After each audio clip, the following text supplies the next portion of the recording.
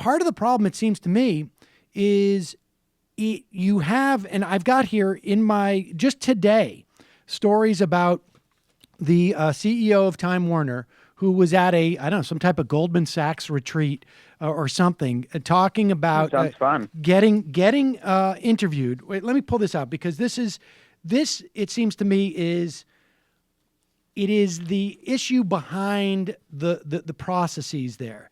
So obviously AT&T and Time Warner looking for a big merger. So Jeff Bukes, the CEO of Time Warner, is at he's at this Business Insiders. It wasn't Goldman Sachs. Sorry, Business Insiders Ignition Conference. I don't even want to think about what that means. But so Bukes is asked a question from Henry Blodgett, and about if he's concerned about Donald Trump's, talks about,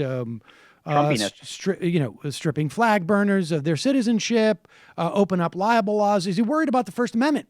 He goes on to say, I'm more worried, and we should have all been more worried about the Democrats who wanted to go into Citizens United. Now, this is a guy who knows. That was a bigger threat to the First Amendment, was Democrats controlling political money. This is a guy who knows that he has an $85 billion merger that is basically going to have to pass the hurdle of the Justice Department, maybe the Federal Trade Commission, maybe the FCC.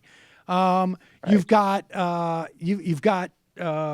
newspapers who the New Media Alliance, which is a newspaper trade group and basically a news trade group, looking to get rid of the cross ownership rules for the FCC completely.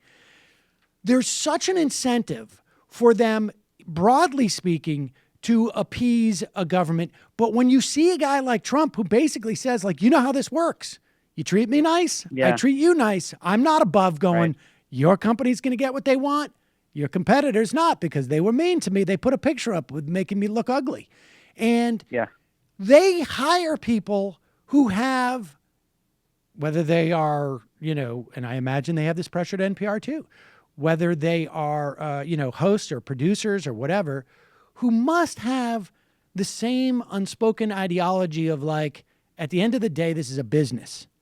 And I'm going to do what's good for my personal business, my personal brand, et cetera. And it goes all the way up the line. How do you? Well, that's pretty dark, right? Yes. And this is where I kind of want to pivot in the interview, because this is very interesting. People are like, what can they do about what's happening with Trump? And I'm very committed to the idea that most of the people who are listening, or a lot of people who are listening, are kind of educated, maybe kind of upper middle class professionals, or at least middle class professionals, who are basically in the same sociological circles as a lot of these guys. And a big part of my article, and I really want to stress this, is that with this media coverage of Trump, we are at the razor's edge. We are balancing on the seesaw, because every one of the media outlets we're talking about, whether it's the Washington Post, absolutely blowing the doors off of Trump's fake, corrupt foundation, or Time Magazine, Time Warner, which published an absolutely astounding essay by a historian pointing out that Steve Bannon seemed to welcome the idea of a world war. Yep. They have all done amazing work. And they've also all done terrible, meretricious work. So if they're on the razor's edge, and as you said, people can pressure these people and get them to listen and get them to change, this has to be a focus of resistance and activism. Every time you see a headline, which is BS, you email that newspaper.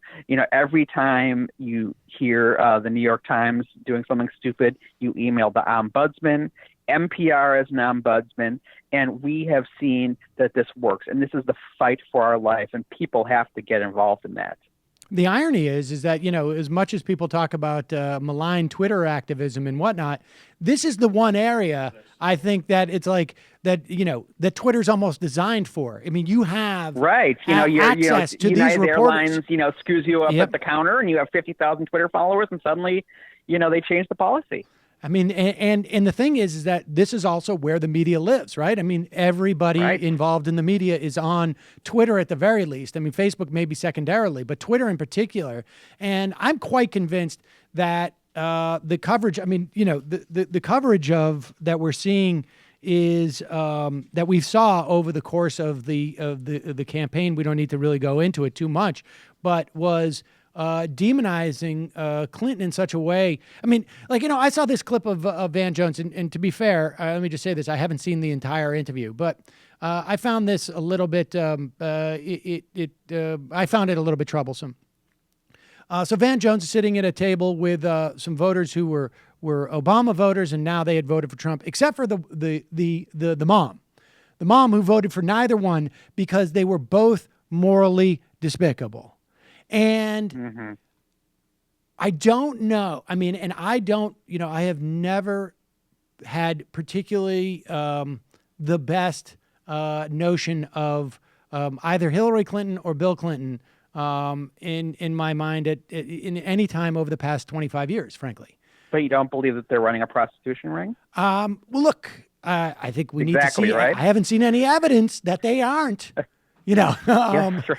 But I think the idea of a moral equivalency between Donald Trump and Hillary Clinton, that is a function of the media, right? I mean, there's and it's a function of a real problem. If there was a reasoned argument about, like, well, I could say that argument is wrong, but just that impression comes from the media, and I just don't. There's no possible sound way to defend that. The impression that Hillary Clinton and Donald Trump are equivalent. Well, that's water under the bridge. Right. We got a new struggle in our hands. Well, one of the important things is we got to stay present. We got to, focus on what's happening right now. Learn from the past, but don't dwell on it. All right. Well, then let me ask you this: to what extent do the leaders of Democratic Party institutions have, like, how should they behave? Because I'm sitting here and I've got in my hand.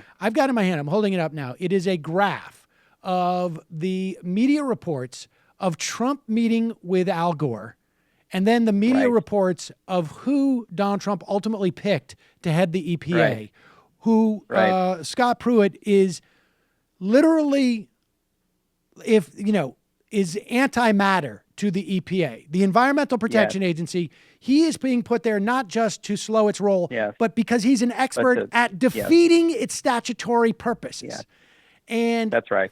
But the media covered the Gore meeting, which, and I almost can guarantee you, if I was to pick up the phone and call my dad right now and say, "Are you worried about this EPA thing?" The only thing he would know about or say is like, "Well, but he met with Gore, so maybe he's balancing things out." Well, what do we do about that? Yeah, well, the people running the Democratic Party need to understand the chess game. It's like you can't do counter moves when he's knocking over the board, right? And that's just a strategic error. This is like it's like him nominating blacks and women to his candidate, to his cabinet. It's misdirection.